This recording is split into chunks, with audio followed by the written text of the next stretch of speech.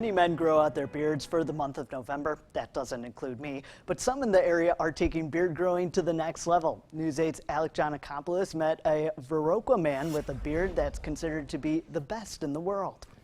Mal, in honor of November, I myself grew out my facial hair for 3 days. We have great cameras here at News 8, but not good enough to pick up the hair I tried growing out. But I did talk with someone who's been growing out his beard for 7 years, and he has no signs of slowing down. Viroqua is the only place you can get custom-made mugs by Jason Kiley. I make cups, mugs, bowls, basically anything that someone would want off the wheel. But spinning the clay can be dangerous for him. The last thing I want is my beard to hook that wheel and then me to get pulled down into a face full of clay. Jason has to keep his 24-inch beard in check before he can go about his day. He keeps his beard care supplies in his pantry because his bathroom mirror is just too small.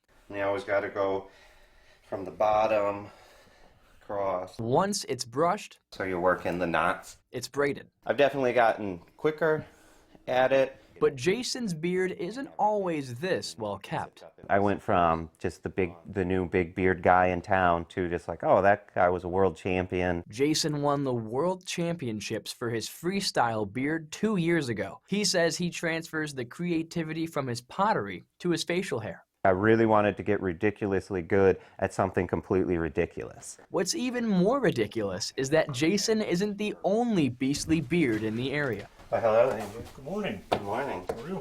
Good, good. Andrew Matson lives in Sparta and won the national prize for the best goatee last month. I have horrible sideburns, so as soon as I got into the community, they're like, you need to shave those off. You're a goatee. Like Jason, Andrew's beard does produce some workplace hazards. Being in the food industry, I have to wear a beard net at all times, which the beard nets that they have don't work with having a 14-inch goatee. Not to mention everyday hazards. Because when you eat soup or you eat ice cream or anything messy, it's going to get everywhere and people are going to stare even more. To help counter this, Jason put his pottery skills to work. So I started putting mustache guards on my coffee cup. But despite the inconveniences, Fortunate not to get it caught in power tools or anything else I've been using, but there's been other people in the community that have. I have. both men have made friends for a lifetime through competing.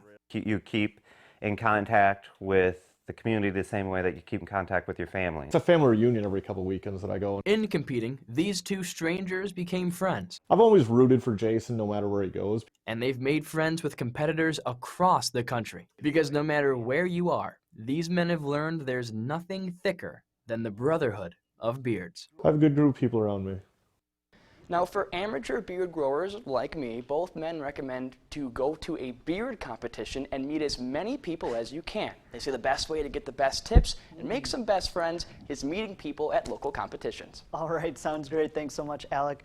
Well, both men will be at the Battle of the Beards at Pearl Street Brewery on November 30th.